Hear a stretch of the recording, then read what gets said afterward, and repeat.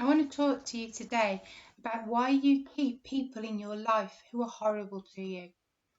Now, it seems such a preposterous thing to say, doesn't it, when we're talking about it? Why would we keep people in our life who are horrible to us, who don't make us feel good? And when we look, we can see that they're really close to us.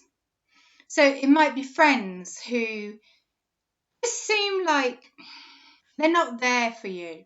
You're always there for them, but they're not there for you. More often than not, it's family. Family who make us feel miserable, who don't appreciate us, who don't see our value, who don't reflect our value back to us. It can be our parents who think it's okay to talk to us as if we're still a child. But not nicely as if we were a child, just how they used to treat us as children. It can be that they still think it's okay to tell us what to do, even though we're grown and we're in our 30s, even our 20s, because we've moved on and we're making our own mistakes. But some parents think that they still have to control their children. Now, is it a narcissistic type of control? Is it a control that comes from love, but they're unable to let go? They want you to stay safe all the time. Some of that is okay, but it's not okay for people to treat you in a way that makes you feel sad, uncomfortable, unwanted, uncared about, unimportant. It's not okay to be with people who make you think that you're invisible, who make you think that the things that you're doing are wrong.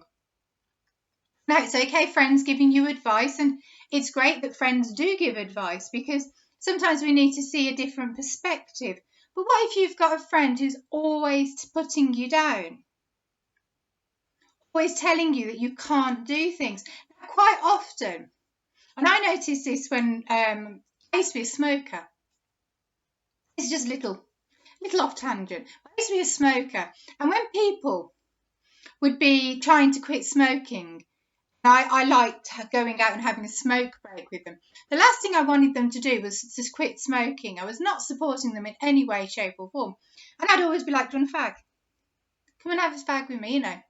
And that's what smokers do to non-smokers because they don't want to lose you.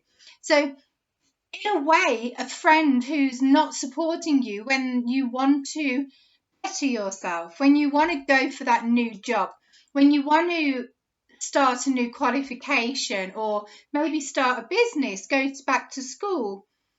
If a friend isn't supporting you, are they not supporting you because they don't want to lose you? Now that is their issues, isn't it? But a friend should always be supportive of you. So if you announce that you are going to go back to school, you are going to start training, you are going to open a new business, a friend should back you. Be pleased for you. Be pleased that you are bettering yourself and pushing yourself forward. But quite often people don't want people in their circle to do that because it can make them feel like they're not achieving, that they're failing. They might be the one who's used to being the achiever, and suddenly you're going to go for something. They're like, that's not allowed. I always thought of you in this little pigeonhole, and that's where you're going to stay. But have a think about the people around you. How do they make you feel?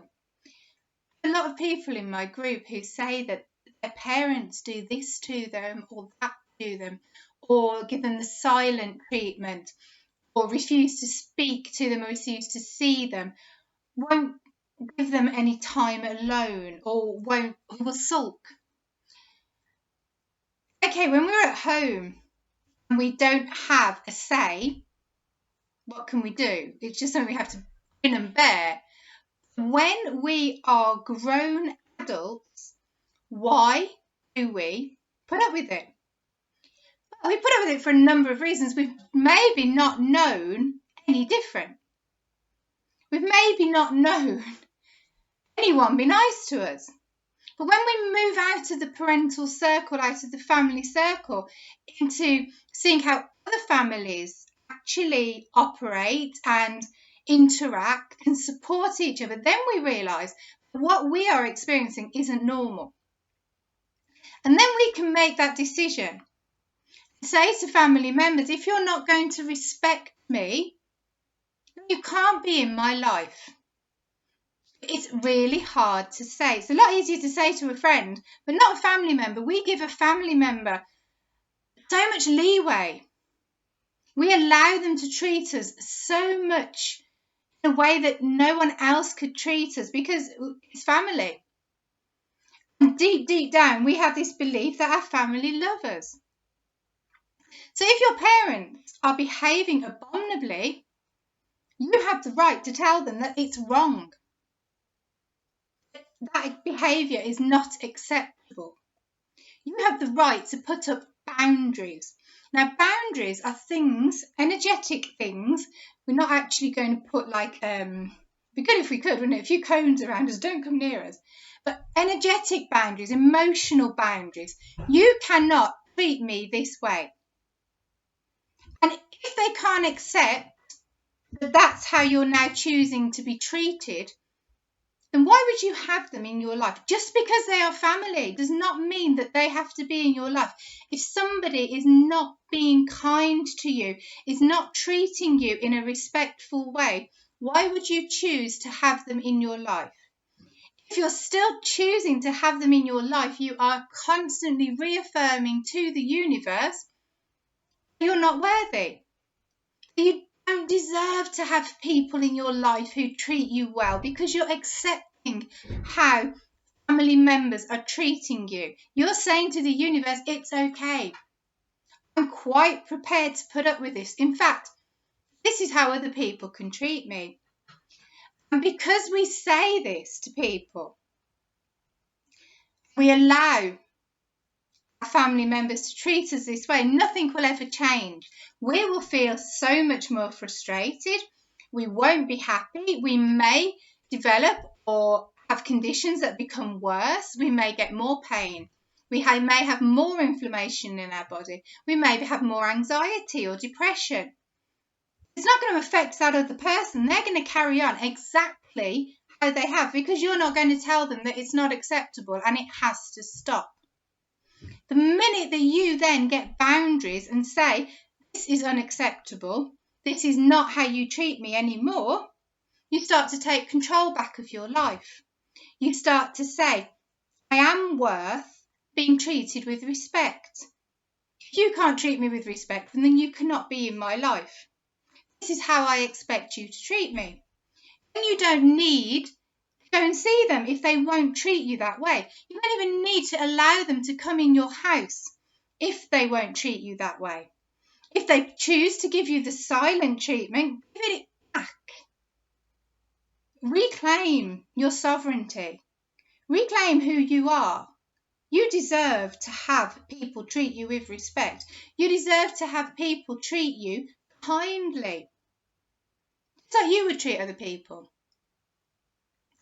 And so often, because they are family members, we think it's acceptable how they treat it. We think that we have no choice to just go, oh, that's what they're like. We don't have to have these people in our life. And the moment that we choose not to have these people in our life, we get better people because we have to show ourselves that we're worth something. And we do that with our emotional boundaries. Now, a way to think about emotional boundaries is, does how this person is treating me make me feel good? Yes, perfectly fine. No, how do I want them to treat me? Write it down on a piece of paper. It's really good to get your thoughts onto paper. How do I want them to treat me? Do I actually want this person to stay in my life? When you've put these answers down, then look, well, if I want them to treat me like this, how am I going to get this done? Well, you've got to talk to them. You've got to say, I don't like how you're treating me. Now, this can be hard. It's really hard because when you've had negative childhood experiences and trauma, the last thing that you want to do is create confrontation, because confrontation is aggressive. Confrontation allows people to tell you that you're wrong, that you're in the wrong place, that you're doing something wrong, just you're wrong. And it can lead to violence and aggression. It can lead to people shouting at you and you just want to go and hide. But for you to show yourself that you're worthy, then you need to tell these people, you can't treat me like this anymore. If you're going to give me the silent treatment, you don't need to be in my life anymore. I don't need people who sulk. I need grown-up people.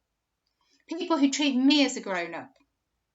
And a way to learn how to have boundaries is by learning to love yourself.